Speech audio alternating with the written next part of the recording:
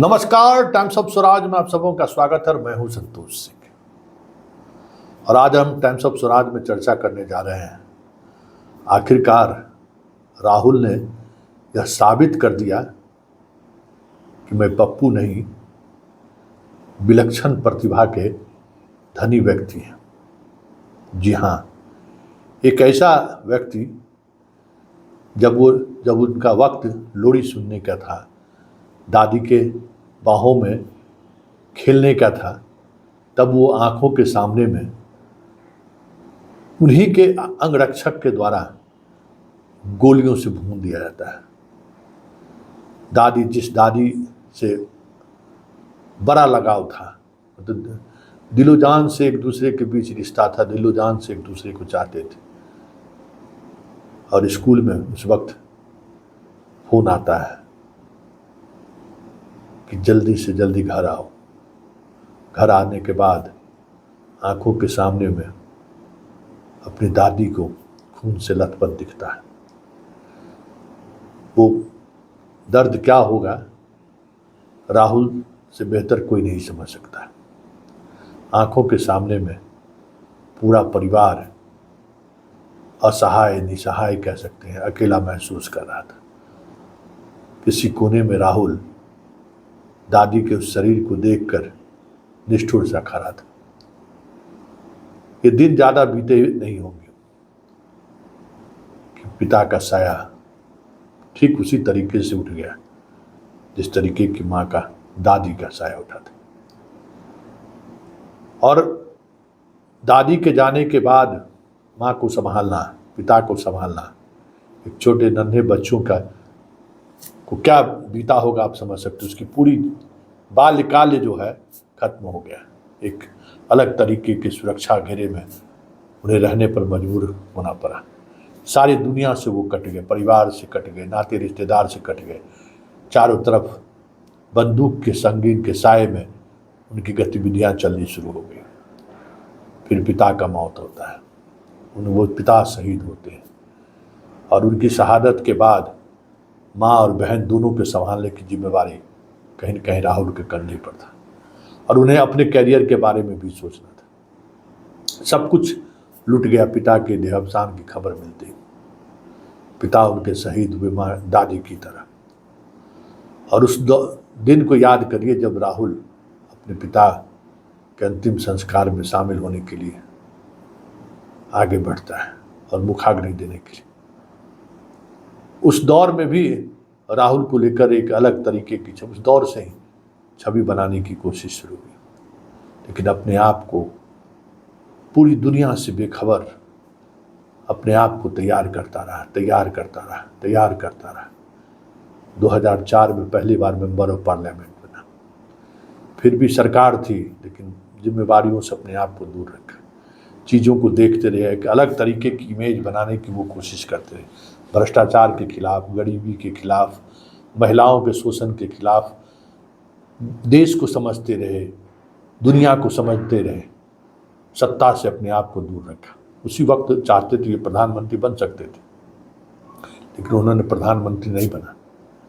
बहुमत था, वो बन सकते थे, जिस दौर में मनमोहन सिंह बने, लेकिन इन्हें याद था कि माँ को किस तरीके से विदेशी कहकर विपक्षी पार्टियों ने अपमानित करने का काम किया था।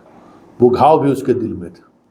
इसलिए बार बार हमें लगता है कि उनके जेहन में ये बात था कि हम पूरे देश को जब स्वीकार ही हो जाएंगे, पूरा देश हमें स्वीकार कर लेगा, तब हम फिर किसी पद पर आसीन होंगे। 10 वर्षों तक सत्ता रही, फिर मोदी की सत्ता आई और मोदी की सत्ता आते ही जिस तरीके से राहुल को खारिज किया गया, सदन से लेके सड़क तक, बेडरूम से लेके ड्राइंग रूम तक, टीवी से लेके स्टूडियो रूम तक, हर जगह पप्पू पप्पू पप्पू। मतलब राहुल गांधी ने कुछ कहा नहीं, मुस्कुराया नहीं कि बस उस पर व्यंग होना शुरू हो जाता था, कटाक्ष आनी शुरू हो जाती थी। उस दौर से एक आतंक का साया परिवार पर, दो घर में लोग शहीद हुए हों, उस शहादत के बीच विपक्ष का में मोदी का आना और मोदी का फिर जिस आक्रामकता के साथ व्यवहार करना, जेल जाने की स्थिति उत्पन्न करना, कई तरह के मुकदमों में घेरना, बहुत सारी चीज़ें हुई। पप्पू पप्पू पप्पू पूरे देश ने उसको, राहुल को लगा जैसे खारिज ही कर दिया। और वहाँ से राहुल ने अपनी यात्रा शुरू की। धीरे धीरे धीरे धीरे भारत जोड़ो यात्रा के बाद उन्होंने अपनी एक ऐसी छवि सामने लाई कि आज उसने दिखा दिया कि राहुल क्या है। और उसने उस जिम्मेवारी को स्वीकार किया। 20वें वर्षों में कोई ये नहीं कह सकता है अब इन्हें कि इन्हें तो खानदान की तरफ से ये चीज़ें मिली हैं। कोई ये नहीं कर सकता है करे ये तो इनको विरासत में मिला है। अपनी मेहनत के दम पर, अपने परिश्रम पर, अपने स्किल से कांग्रेस को कह 0 से 100 पर पहुंचाया है। लोगों ने कांग्रेस की चर्चा करनी छोड़ दी थी। कहा अरे अब कांग्रेस का कौन पूछता है, कांग्रेस का तो खेल खत्म है। व्यक्तिगत कटाक्ष झेलने पड़े, फिर भी राहुल डटा रहा। कोर्ट सदस्यता तक छीन ली गई, फिर भी राहुल डटा रहा। और इस कदर डटेगा किसी ने सोचा भी नहीं था। अब तो पप्पू कहना तो दूर, राहुल से लोग नजरें मिलाने से भी बचने लगे।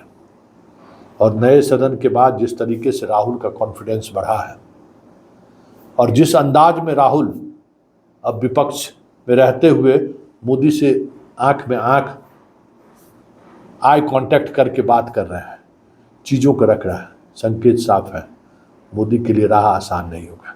क्योंकि राहुल जिस तरीके से कम बैक किया है, देखिए सिस्टम भी समझता है और सिस्टम भी ये समझता है कि आने वाला कल राहुल का है और राहुल का भी एक अपना विरासत रहा है और उसमें हजारों लाखों लोग उस विरासत से अवलाइट रहे हैं।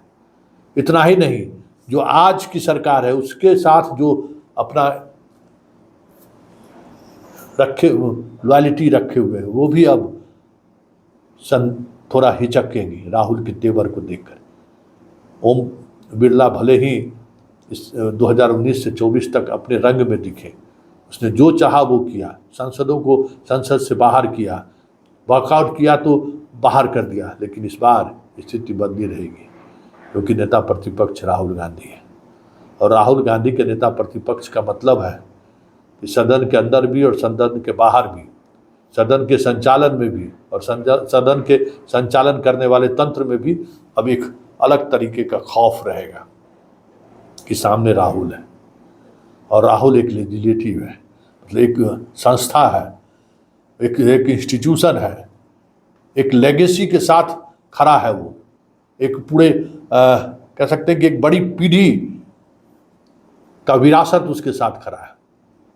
इसलिए सीबीआई हो, ईडी हो, संसद हो, हाई कोर्ट हो, सुप्रीम कोर्ट हो, जो मतलब समझ जाए कि मीडिया हो, जो पूरी तौर पर विपक्ष को खारिज ही कर दिया था, या यूं कहें कि सत्ता पक्ष के सामने दुम हिलाने को मजबूर हो रहे थे, अब राहुल के इस तेवर से हमें लगता है कि उन्हें भी थोड़ी राहत महसूस हुई होगा, या फिर अब थोड़ा टाइट होके डिसीजन भी लेंगे, टाइट होके खबर भी चलाएंगे। मतलब अब सिस्टम में भी एक तरफा कुछ भी नहीं चलेगा, चीज़ें बदलेंगी क्योंकि सामने राहुल है। और राहुल ने ये साबित कर दिया कि उसमें वो क्षमता है, वो उसमें विलक्षण वाली योग्यता है जिसके सहारे वो किसी भी हद तक जा सकते हैं। पिछले 2 दिनों के दौरान, सदन के दौरान उन्होंने जो कॉन्फिडेंस दिखाया है संविधान को लेकर और संविधान के साथ वो कमिटमेंट को लेकर, मोदी कभी नज़र मिलाते हुए नहीं दिखे। वो मोदी जो कह रहे थे कि दर्शक दीर्घा में अब नज़र आएंगे, वो मोदी आज नमस्कार कर रहे हैं। यही डेमोक्रेसी है। और डेमोक्रेसी में बिना किसी खून खराबे के, बिना किसी हिंसक घटनाओं को अंजाम दिए हुए कोई व्यक्ति कैसे अपने आप को अर्श से फर्श तक पहुंचा सकता है, राजनीतिक समझदारी और सूझबूझ से राहुल से सीखा जा सकता है। राहुल ने मणिपुर के इशू पर एक बार सदन में गरजा, सारे सदस्य चुप हो गए। कहाँ गए वो जय श्री राम के नारा, कहाँ गए वो मोदी मोदी मोदी, सब कुछ बदला बदला सा सदन में आ रहा है, नजर आ रहा है। देखिए 2.5 मिनट का स्पीच है नेता प्रतिपक्ष के रूप में। उस 2.5 मिनट के स्पीच में उन्होंने जो संकेत दिया है लोकसभा अध्यक्ष को, हमें लगता है कि अगर उन्हें इस बात का इल्म होगा तो वो समझ सकते होंगे कि 2019 से लेकर 2024 तक जिस तरीके से वो सदन चलाए, आने वाले समय में उस अंदाज में सदन चलाना तो छोड़ दीजिए, राहुल से नज़र मिलाकर बात करने में भी ओम बिरला के लिए परेशानी होने वाली है। ये साफ आज के पूरे पार्लियामेंट्री प्रोसेस देखने के साथ साफ साफ दिख रहा था। जरा सुनिए राहुल के उस 2.5 मिनट के भाषण को, सुनिए, आप भी सुनिए और समझिए कि उसने 2.5 मिनट के अंदर ही डेमोक्रेसी का मर्म क्या है उसको उन्होंने हल्के अंदाज में ही जता जरूर दिया है। Speaker sir, I'd like to congratulate you for your successful election.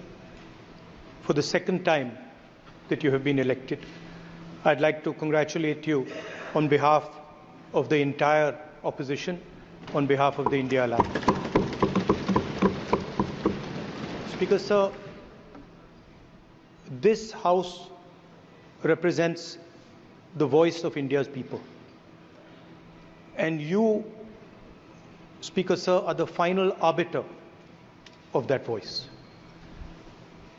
Of course, the government has political power, but the opposition also represents the voice of India's people. And this time, the opposition represents significantly more voice of the Indian people than it did last time. Speaker sir, the opposition would like to assist you in doing your work. We would like the House to function often and well. Speaker sir, it is very important that cooperation happens on the basis of trust. It is very important that the voice of the opposition is allowed to be represented in this House. I'm confident that you will allow us to represent our voice, allow us to speak, allow us to represent the voice of the people of India. Speaker sir, the question is not how efficiently the House is run. The question is how much of India's voice is being allowed to be heard in this House. So the idea, Speaker sir, that you can run the House efficiently by silencing the voice of the opposition is a non-democratic idea.